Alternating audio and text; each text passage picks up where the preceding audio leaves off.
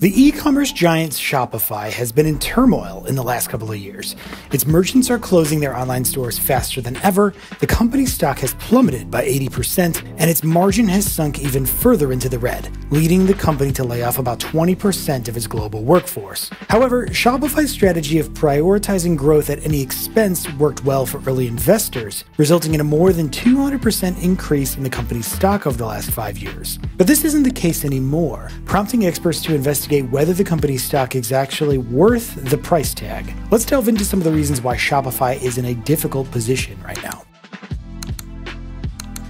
Shopify CEO Tobias Lutke once promised that Shopify would continue to grow as rapidly as it did during the pandemic. However, that pace did not keep up. And Lutke admitted in writing to his staff in anticipation of laying off 2,000 employees, "I got it wrong."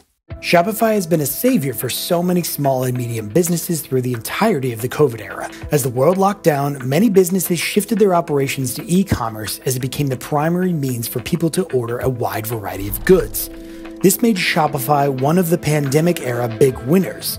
The number of Shopify merchants exploded, and wider economic shocks powered a wave of would-be entrepreneurs to try e-commerce for the first time. This has forced the company to adapt and figure out a way to capitalize on this huge sudden spike in merchants. The Canadian company generously extended its free trial period to 90 days, and as a result, it gave out hundreds of millions of dollars in loans. Furthermore, the company has made some inaccurate predictions on the direction of consumer shopping preferences, which led to Shopify's management to make some decisions based on these predictions. In the end of 2022, the company increased its expenditure on infrastructure and peripherals to compensate for the predicted increase in users, businesses, and overall site patronage throughout the year. This decision was made a tad bit too early, as this increased patronage never really came, at least not in the numbers that Shopify really expected.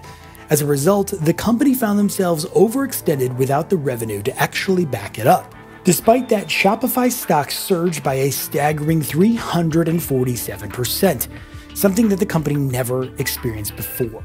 But once the lockdown loosened, Shopify, much like many other companies, thought that the growth would last. An analysis by the Globe and Mail found that just 34% of the 5 million Shopify customers lasted a full year on the platform, and the average store lasted just 143 days in 2021. Merchants who paid for a Shopify Plus account had a substantially higher survival rate, but nonetheless, the e-commerce giant has had a hard time keeping its customers as things go back to normal.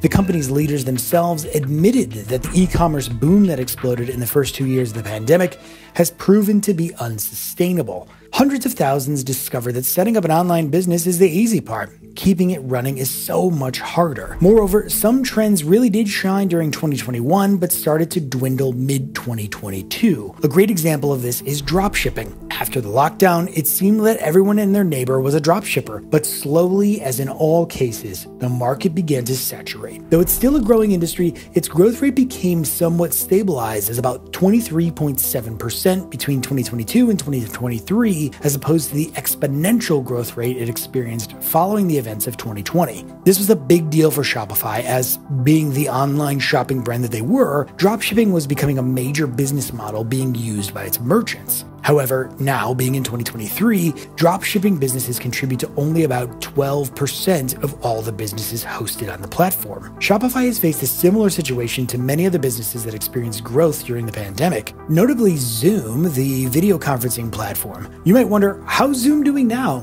Well, not so good either. Don't get me wrong though, this doesn't mean Shopify is failing, it simply reflects the forever changing nature of the business world and the need for Shopify to adapt to these changes. I don't think it would be an easy task, however. As big as Shopify is, it isn't actually the biggest e-commerce platform. In fact, Shopify's global market share is quite minimal compared to its free, flexible competitor, WooCommerce. It's widely accepted that these two platforms are the leading e-commerce platforms available today. While Shopify and WooCommerce share many similarities, they also share some fascinating differences, which have a significant impact on their respective market shares. Although they serve the same purpose, the way each platform approaches e-commerce is quite different. Right out of the box, Shopify has everything you need to launch an online store and start accepting payments. You don't need to worry about hosting or any of the technical stuff to keep the store running. It also provides everything that you need to launch an online store, potentially within minutes. If you need control over every aspect of your shop, Shopify can be the right choice. Just for this video, I set up my own Shopify store on my own. It took me in total about 30 minutes to do so. By contrast, WooCommerce is a free open source plugin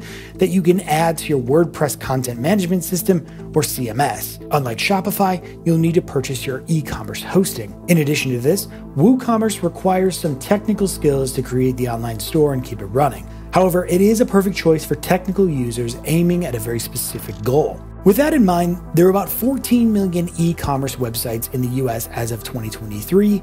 Of course, this number is forever changing and is predicted to touch new heights in the future. About 4 million of those websites come under Shopify's umbrella. This gives Shopify the highest market share within the United States. It owns about 28% of the market share in the nation. The second largest share belongs to WooCommerce, like I said, with 17% of the share, and the third highest belongs to Wix stores, which is about 16% of the shares as well.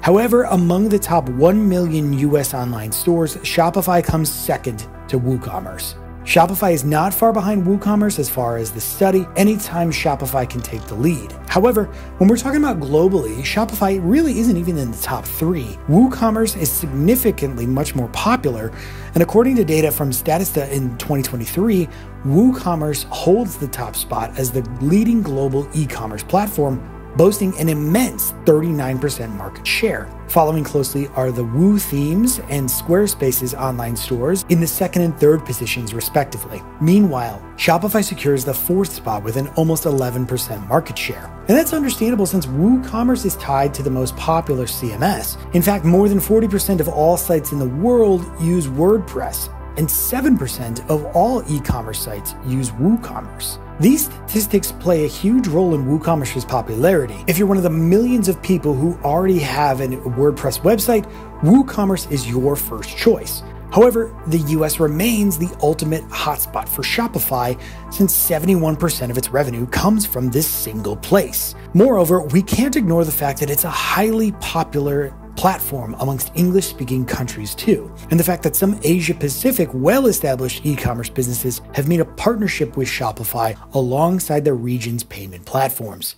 So what are they going to do to fix it? Let's be real, the tech giant leaders are actually well aware that they sealed their presence in the US, but they need to work on their global outreach, and they're really diving headfirst into it. They're cutting costs on particularly every department to save budget for global expansion. They laid off 20% of their global workforce, the biggest in their existence. And they sold most of the logistics business to the supply chain technology company Flexport. It was a hard decision according to their CEO, which in an email he said to his staff, "I recognize the crushing impact of this decision has on some of you, and I did not make this decision lightly. This is one of those times where both right and hard are true at the same time. My belief is that any enduring company makes a habit of doing the right thing, even if easy outs present themselves. Yet it doesn't get easier to make a decision like this, and I hope it never does." This helped them save money in the end, so even though there were some tough decisions, Shopify is doing better than before, making more profit and keeping their place as a top e-commerce player. The company also decided to invest in AI tools called Shopify Magic and Sidekick to get more businesses to use their services. Because of this, the company stocks went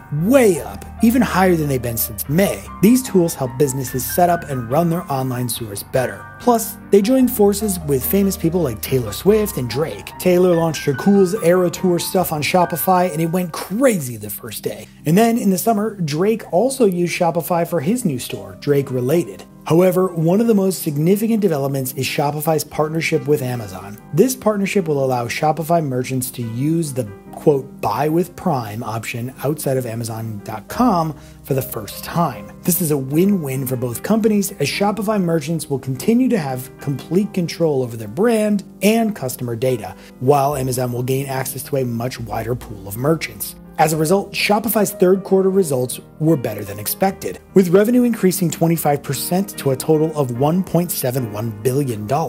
The company's profit also surpassed analyst estimates thanks to its lower headcount following layoffs in May. These results are proof that Shopify's recent hard choices really are paying off. Even though 2022 gave Shopify some trouble, it's still a successful business and a big player in e-commerce. The challenges from 2022 made them severely change their strategy, and now in 2023, they're back in the black. Look, it might not reach the super success of 2020 and 2021 again, but with its good growth strategy and how they're making money, Shopify looks like they're on track to make a really good and bright future. Look, if you've enjoyed this video, please make sure to leave us a like, hit the subscribe button. It'll help us make more videos. Also, check out these videos if you're interested as well. I'd highly recommend watching the video about Spotify's lack of profitability. This is Shortary, and I'll see you in the next video. Thank you for watching.